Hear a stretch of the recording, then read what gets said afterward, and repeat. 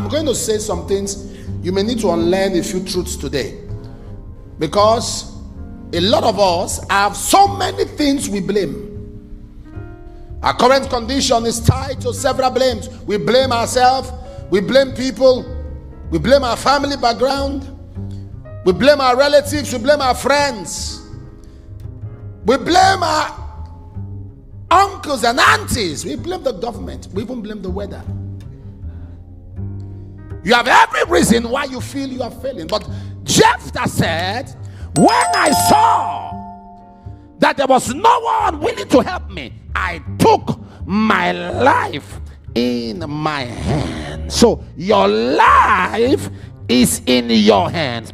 Your life and the outcome of everything about you is not dependent on, determined by a government. It's not determined by an individual. It's not determined by an institution. Your life is in your hand. It takes that consciousness, it takes that level of understanding, it takes that level of awareness, it takes that level of information, it takes that level of knowledge to enjoy achievement. Am I talking to somebody here? The reason why you don't see the desire, the passion to pursue life is still because you expect help from someone. It's still because you expect someone to do something for you. But when you get this awareness, Jephthah said, when I saw that you were not willing to help me, I took my life in my hand. So your destiny is your responsibility. Whatever becomes of your life, you must understand that life has no space for mediocrity. Life has no space for explanation. Life does not celebrate failure. Life does not celebrate emptiness. Life does not celebrate retrogression. Life does not celebrate setback. Whatever has kept you on the spot in life, whatever has kept you on the level, in the name of Jesus, today heaven is taking over. I see someone by the voice of the Spirit. You are living above average. God is lifting you beyond your expectation. Somebody say, I hear. Somebody say, I hear. Take your seat. And the word when you became flesh outgrow people and dwelt among them. God, you see, many of us must understand this video is going to be a not blessing all to your life. Connections, and not your all ministry. relationships are Don't for life. forget to subscribe to this channel. Click the bell notification. There are relationships for a If season, you like this video, for a reason, full video, and there are some convent. When you outgrow people, God, you see, many of us must understand, not all connections, not all relationships are for life. There are relationships for a season, for a reason, and there are some covenant relationships for life. When God brings people into your life, when they overstay their welcome, they'll leave. You know, there are some of you, the problem you have is trying to disconnect yourself from people who are done. They are done. They are fulfilled why they came. But I wish I was talking to somebody right now. Jephthah disconnected from them, and the Bible says he joined himself to vain men, and they were there rehearsing. Keep preparing yourself. Someday you'll be needed. Keep preparing yourself. Someday you'll be needed. Am I talking to somebody here? Many years ago, when I became a believer, I just started studying the Bible. It was just intentional. I loved the Word of God. I was studying. I just liked it. I would put. Then I was cutting, not married. I would give she was my fiancée, then now my wife. I would give her the Bible. I say, open anywhere and ask me. She would open and say, what is here? I would say it. What is here? I would say it. One time I said, okay, Hebrews 1, finish. And I started. I was going. I got to a point. And she said, okay, Hebrews 11, go. I was going. I was just having a good time. I didn't know a time will come where people will look at me and say, what is this? I was just preparing myself. You keep killing the lion and not get paid. You keep killing the bear and not get paid. Someday you will kill Goliath and get paid. Am I talking to somebody right now? A day is coming. So it doesn't matter what. Keep preparing yourself. Self-discovery. When life hits you with failure, put yourself together, hit life with success. It doesn't matter who walked out of your life or who kicked you out. That is not the end of life, sir. Discover yourself. Rejection is for self-discovery. Man's rejection is God's direction. Take your seat. Take your seat. Am I talking to somebody here? Matthew 21:42, the stone that the builders rejected. Every man who was accepted was once rejected. Every great man at some point in their life rejected them. Situation beat them hands down. Circumstances told them to surrender. Their life became a palace of disease, a schedule of failure, exercises ending futility. These are men who were rejected, cast down, ignored, ostracized. When you hear their story, so now you are divorced. You are not the first. That's not the end of your life. And that doesn't mean you are a failure. Marriage didn't work. Other things will work. Am I talking to somebody here? There's a crisis in your home. That's not a crisis in your life. You are not what you are going through. You are where you are going to. I say you are not what you are going through. You are where you are going through. Your failures don't define you. Your success does. Your struggle doesn't define you. Your promotion does. Rejoice not over me, oh my enemy. For if I fall, I will arise. When I sit in darkness, the Lord shall be my light. What shall you imagine against the Lord? For he shall make an utter end. For affliction shall not rise a second time. You don't serve a dead God. You serve a mighty God. He's the same yesterday. He's the same today. He's the same forever. When God says yes, no man can say no. When God lifts you up, no man can bring you down. God is on your side. Power is on your side. Glory is on your side. Somebody shout fire. Woo. You may be seated. Whatever you are going through now is a preparation for where you are going to. That was why Jesus was not scared of the cross, because he was a carpenter. He was familiar with wood and planks. Moses was not scared of the Red Sea because he was drawn from water. Whatever you are going through, you've been prepared for it. You've been prepared for it. I wish I was talking to somebody here. So you must get to understand. You see, if greatness, do you want to hear this? If God loves you specially, he will treat you harshly.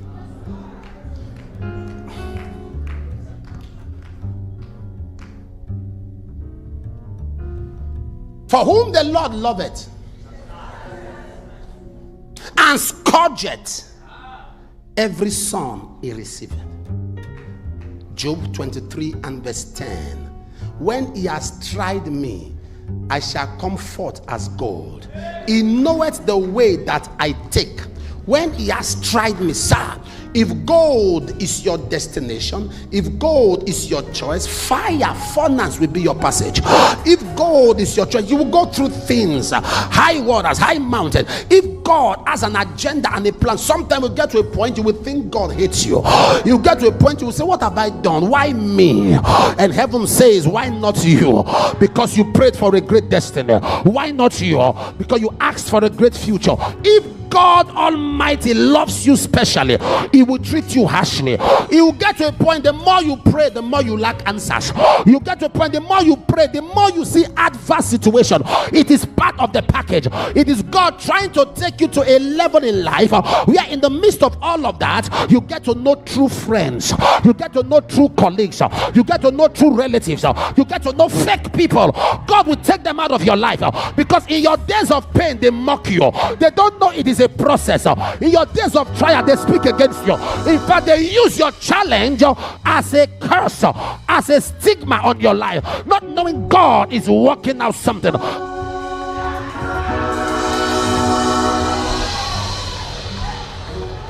Some of you, we are investing your emotions on the wrong people. So God triggered the situation to take them out of your life. To just take them out of your life. It triggered the situation. Your emotions on the wrong people. Yes. You had so many people close to you that you loved unconditionally because you thought they deserved it. God knows they were not deserving. So God brought a shaking. And that shaking, God began to separate. Oh Lord. Take your seat. Take your seat. Life, Apostle, life has 3 seasons. 3 seasons. And those 3 seasons were replicated in the life of Christ. When the wise men came, they brought myrrh, they brought frankincense, they brought gold. So the first stage of life is the frankincense stage.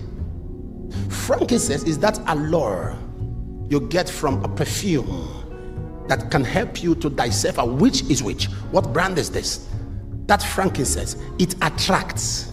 At the frankincense stage of your life, you are gifted, you are talented, you are educated, you are pretty, you are blessed. So you attract all kinds of people. All kinds. Those that deserve you, those that, sir, there are people that don't deserve you. You need to know that. There are people that don't deserve you. The Bible says you should love people. It didn't say become their friends. There are people you can love from a distance. There are people that don't. Stop being emotional about life. You end up becoming a casualty when you are too casual. You must understand the truth of God's word. So frankincense level, everyone comes around you. And the next thing God initiates is myrrh. Myrrh is bitter. God will trigger a situation because with this kind of people around you, you may not get to the level of gold. God wants it that when you get to your gold level, it is only those who deserve it that follow you there. And those who've been around. So let those who mock you keep mocking. Let those who ridicule you keep ridiculing. Because actually it's a ridicule that brings a miracle. God is not a mocker of men, he's a maker of men. Am I communicating right now? It doesn't matter what you are going through now. Listen, I know what I'm telling you. It will get to a point in your life when God is grooming you that people will think you are paying for your sins. Yes. So you're like, oh, please, Christian what? Christian what? Oh, please keep quiet. That's what they told Job. The Bible says when the friends of Job, have you studied the book of Job? Job was so angry that Job was ready to take God to court. Job said no. Who will plead my case? He was looking for a lawyer. He was ready to take, because he said Job's friends were terrible people. The Bible said when they saw Job in a state of affliction, he said the friends came around him and they spoke for 7 days and said nothing. How do you speak? I said nothing. I don't understand that kind of English. They spoke for 7 days and said nothing. It was exclamation. Ha! Hey! Ha! 7 days of exclamation. Woo! Wow! Ha! Oh my days! Whoa! 7 days they said nothing, and yet they were speaking. And the Bible said, they asked Job, say, what have you done? Job said nothing. Job lost 7 children one day, the whole business one day. Job's business was afflicted, his health afflicted, his finance afflicted, his children afflicted. Only the wife was not afflicted because she was an affliction.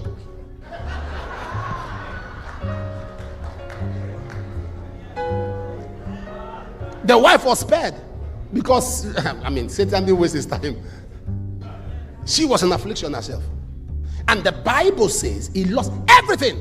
And the friends kept asking him, what did he talk to us? He said, leave this, talk to us.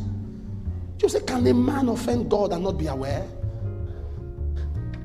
They said, see, please, leave this thing. What have you done? Let's intercede.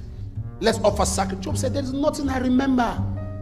In fact, rather, I haven't offered sacrifice for my sons ahead of time, in case they've offended God in their hearts. He said, so what have I done? He said, please. You see, this thing you are saying, God is not unjust. He said, Job, this thing you are going through now, there is something you have done that makes you deserving of this affliction. Job ran through his mind. He said, but there's nothing I did. They said, there are many things you did. He looked at them and said, miserable comforters are ye all. It was better I was alone than to be with this kind of people. There are some of us, you see, not the problem of poverty. It's not the scarcity involved. It is the reproach attached. The problem of poverty is not the scarcity, because sir, you can't use more than one car at a time. You can't wear more than one cloth at a time. But the reproach that is involved. And Job said, miserable comforters are ye all. And the Bible says, Job said, I don't care what I go through, but I know my Redeemer. I know my Redeemer. Job 19:25-26. He said, I know my Redeemer liveth. Even if this flesh worms destroy me, yet I know in my heart I shall see God. So Job was said, even if it means taking my life, I know in my heart I shall see God. There is something about rejection. Listen, when things happen to you, don't weep over them. Turn your excuses to uses. Turn your pain to power. Am I speaking to somebody here? It doesn't matter what you're going through or what has happened in your life. Don't sit down and weep. God took you through the process because he has a plan for your life. God took you through the process because he has an agenda for your destiny. Don't let your trouble become a waste. Don't let your challenge be wasted. Learn what you have to learn. Move to your next level. Am I speaking to somebody? Stop weeping over what you've been through. Stop crying over what you've been through. There is somewhere you are going to. Your past is your history. Your present might be a mystery, but your future is your destiny. Look at a man called Joseph. His brothers took his first coat. Potiphar's wife took the second coat. But there is something they didn't know. You can take away my coat, but you cannot take away my dream. So long I have my dream, I can get another coat. So long I have my dream, I can get what was taken. So long I have my dream, I can get what you took from me. Am I talking to somebody here? Take your seat. That is why meetings like this are organized, are held for mantles to be transferred. Do you know, Apostle? Do you know the Bible says, and Joseph dreamt a dream? That's an irony, because young men only see visions. It's old men that dream dreams. Yes, sir. How can a young man called Joseph dream a dream? Is young men see visions, old men dream dreams. As soon as the father gave him the coat of many colors, there was a mantle of the old man that rested on the young man. The young man that wouldn't have seen vision began to dream dreams. Get ready tonight, a mantle is coming. A prophetic apostolic mantle that will make you live ahead of your generation. A mantle is coming that will make you live ahead of your peers. Take your seat. What are you going through? A man went to Europe. He was a coach, scouting for footballers. He moved around and he couldn't get anyone. And he moved to a part of Europe. As he was walking out of the field, he saw a young boy, 14 years old, messing up people with the ball. But the young boy had a congenital problem. He had a stunted growth. And he looked at the young boy and asked for the parents. He was observing outside the field, not a professional. He was observing the boy. And he asked for the parents. He saw the parents, saw the mom and the dad. And the parents said, sorry, what do you want? He said, I want him to be a professional footballer. And the parents said, sorry, he's not well. He has a problem with his growth. He has a stunted growth. The man said, I'll take him to the hospital. I'll take care of him. I'll do this. I'll do that. I'll do this. And one of the parents volunteered to be with the son. And they took the son through hospital, took him through basic education, and they began to train in the field and train the field. He had a problem with his health, but that was not a limitation. He had a problem with his health, but that was not a restriction. He had a problem with his head, but that was not a quarantine. And he told himself he must be great. Today, he has been footballer of the year 5 or 6 times. His name is Lionel Messi. He has won several awards. Am I talking to somebody here? There was a young man, a dark-skinned young man from Republic of Benin, and this young man was begging in the streets of Benin, of Cotonou, begging. And one time he got a visa and went to France. When he got to Paris, he was still asking for help. Somebody saw him and said, you look too much like a model to be a beggar. He took him in and cleaned him up, and he began to walk on the runways of New York.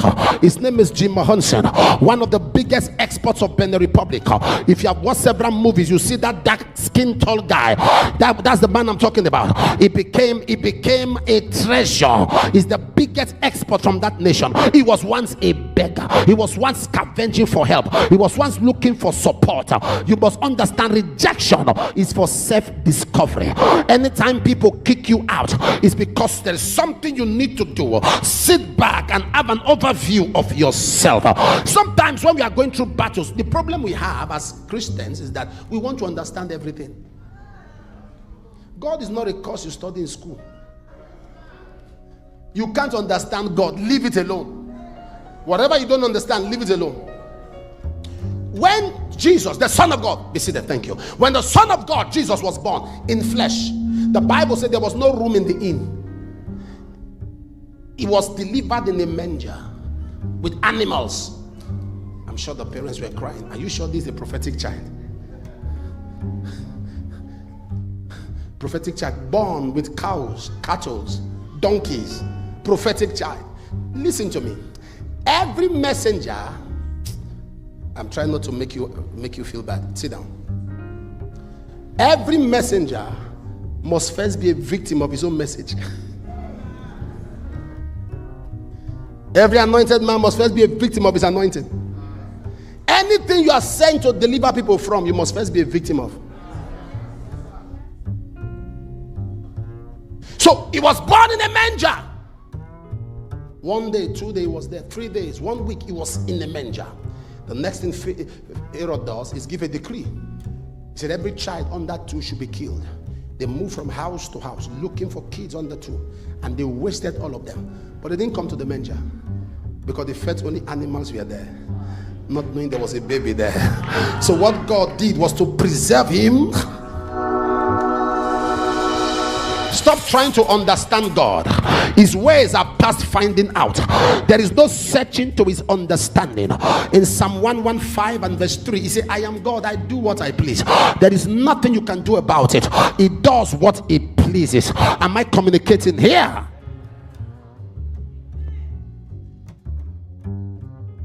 When God selects you, men must reject you. When God loves you specially, men will hate you strangely. Because God's choice is the devil's target. God's choice is the devil's target. He was rejected of men. Yet we did esteem him smitten of God and afflicted. He was despised. Isaiah 53 verse 3. He was despised, rejected of men. He was bruised for our iniquity, wounded for our transgression. Yet we deem esteem smitten of God and afflicted. The chastisement of our peace was upon him, and by his stripes,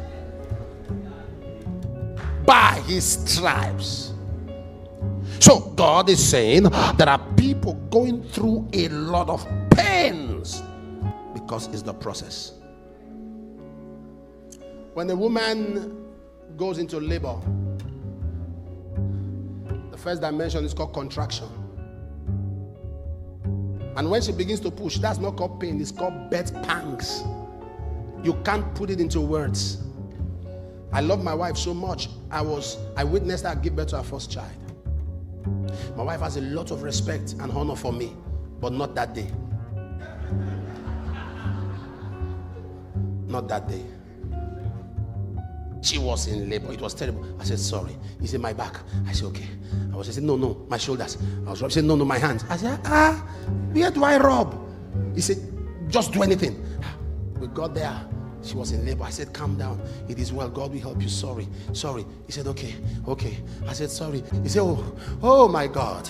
I said, sorry. Oh my God. I said, you take it easy. He said, oh, really? Out. I said, it's me. Oh. He said, I don't care. Out. Bed pangs. It says, Isaiah 37 verse 3, the children are come to birth, but there is no strength to deliver. I've prayed. I know I'm carrying a prophecy, but there's no strength to deliver. I know there is a word on my life, but there is no strength. My destiny, my responsibility. Number 3, and I'm going to pray. If you must assess destiny, you must understand the mystery of the time factor. Verse 4 says, and it came to pass in the process of time. I like the word, it came to pass. Whatever has come will pass. Nothing comes to stay. They come to pass. So allow them pass. It's in the process of time. Psalm 102 verse 13, thou shalt arise and have mercy upon Zion, for the time to favor her, yea, the set time has come. I make declaration under God that it is your time, it is your season, it is your time, it is your season, it is your time, it is your season, it is your time, it is your season, it is your time, it is your season. Take your seat.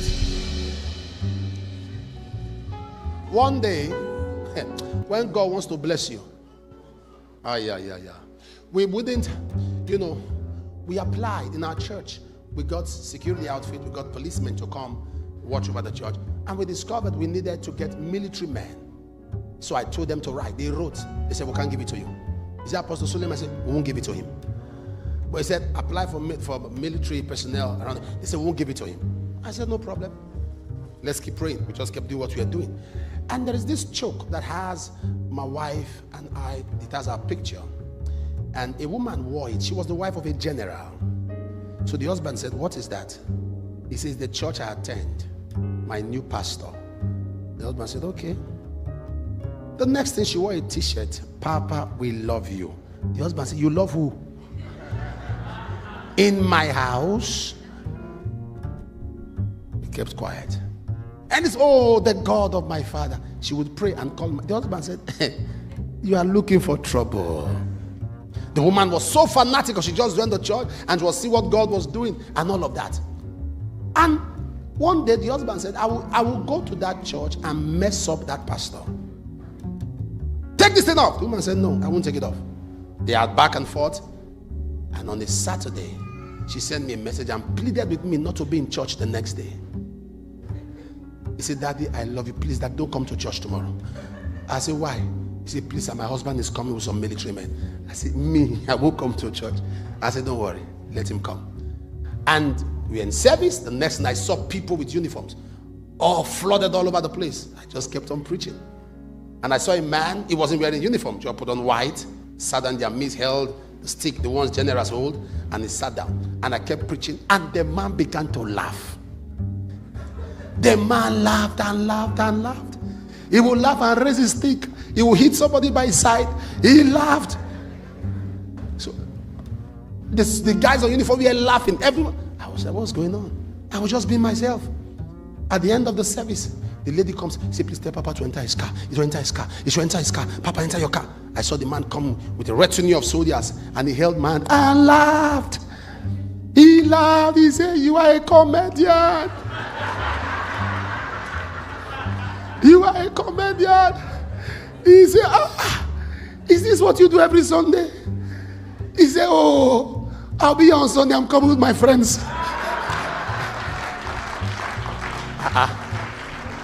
So I told the woman was looking. I said, what's going on? He said, I'm confused. Papa, I'll see you on Sunday. The next Sunday, I saw it. The numbers increased. I was just preaching. They were laughing. They laughed. I said, what's going on? At the end of the service, they came to my office. And they said, Apostle, did you see that? The apostle said, I said, They all sat down. I said, let me have your account number. He said, oh my God. He said, in fact, I was writing down some of the things you said. And they are true. They are true. They are true. They are true. What is going on? The third Sunday, they came. I was preaching. This time nobody was laughing. It was a serious Sunday. None of them was laughing. I was just preaching as led. I did an altar call. The general was the first to come out. He lifted up his hand. The friends came out.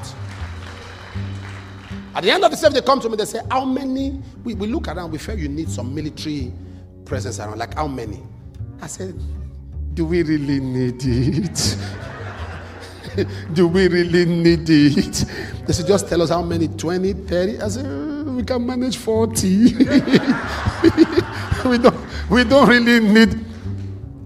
When God is working out something.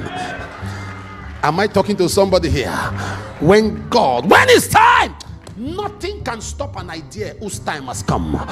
Nothing can stop a believer whose time has come. Nothing can stop a child of God. Your time has come.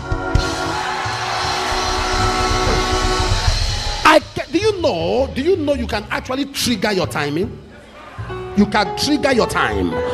The Bible said, Jesus, the mother said, they have no wine. And Jesus said, what have I to do with thee? For my hour is not yet come. And he said to them, whatever is said unto you, do it. In order, if you can do what he says, your time will come. If you can be sensitive, your time will come. If you can be obedient to him, your time will come. If you can open up to God, your time. Please don't limit God. It doesn't matter what the enemy has stolen, God can bring it back. We had one of the testimonies. I want to pray for you. One of the testimonies we had on Sunday was very humorous. A brother, they came. He sells spare parts, vehicle spare parts, and they emptied everywhere. Robbers emptied everything, stole the parts, stole everything. And the robbers, because the things were so many, the robbers had to lodge in a hotel. While they were in the hotel, another set of thieves came and stole from the thieves. The thieves came and stole what those thieves stole. And when they stole it, they needed to sell it. They came to that brother's shop and asked him if he would buy. You are not following what I'm talking about. They brought the stolen things to his own shop and said, we have things we sell. And he had made the report to the police. He said, hey, he saw it, he saw them, he saw it. He said, I'm coming, let me bring money. The next thing, policemen came. The robber said they don't know how they got there. Of all people, I was the one that came to their mind. You don't understand. Thieves came to steal from thieves and brought it back to the owner quietly. Whatever has been stolen from you, whatever has been taken from you, I am making declarations of what will happen in matter of hours. It shall be restored. It shall be restored. It shall be returned. It shall be returned. What they stole from your marriage, it shall be restored. What they stole from your business, it shall be restored. Be upstanding. I want us to pray. I want us to pray. I want us to pray. There are people that must rest in peace for you to have rest. There are people that must be laid to rest for you to have rest. There are people that must be laid to rest for you to have rest. Stop being casual. Your destiny is your responsibility. Stop being casual.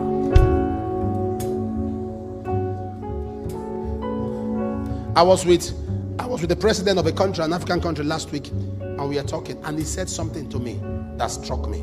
He's a believer. He's a believer. Good one, sound one, and he's unapologetic about it. He said, Apostle, can I talk to you and you won't see me as somebody who's not an unbeliever? I said, yes.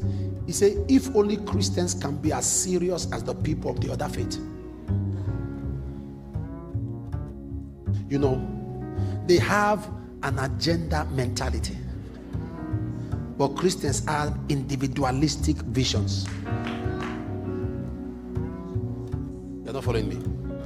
They have their agenda when they see a nation is to conquer the nation. So they empower themselves, they buy buildings, they don't care if you're from the same community with them or you are from the same tribe. No, so long you're in that religion, they empower you because they have an agenda to take over a space. But Christianity is individualistic. My church. God nominated us, so we denominated ourselves. That's why it's denomination. My church, my pastor, my ministry. Yes, if you want to destroy a pastor, just leave it in the hands of Christians. They will help you tear him down. I mean, it's a mess. It's the whole place a mess. I come from that other place, so I understand what loyalty is. It's a mess. It's a mess. It's a mess. Sometimes I just look at them and I'm just laughing. I'm like, what is this? Because it's an agenda. These guys, nothing you say, pray from now till tomorrow, terrorism won't stop. Because they are united. It's a front. They put their money into where their agenda is. I wish I was talking to somebody here. Yes, yes. But the church is individualistic. Myself, my ministry. We don't believe in this in our church. No, that preacher is wrong. Head boys, class prefects on the pulpit. That one is wrong, that one is right. In fact, this apostle said, let me weigh him in the spirit. Don't kill yourself. Let me You see somebody come see a man of God say, my spirit does not agree. Who cares about your spirit? Who cares about your spirit? So, my spirit, I wasn't feeling it. I told someone over the phone, I told a top person, I said I didn't want to be a pastor. I said, why? I said, I didn't want to be anybody's role model. They want anyone to say, oh, I'm disappointed in you. All those you are not disappointed in, how much have you given them? What's the financial value of your disappointment? I just wanted to be myself. I don't want anybody's pressure. But God picked me. And there are people now who are at this stage of what you carry is a community. You see, don't joke with communal wealth. There are things I can't say. Communal wealth. Having that mentality of a community. Check every sect, every tribe. Even in America, there is Chinatown. Yes, it's a communal mentality. It's a communal mentality. But we are very individualistic in the church. Very myopic and microscopic and monotonic. Small-minded.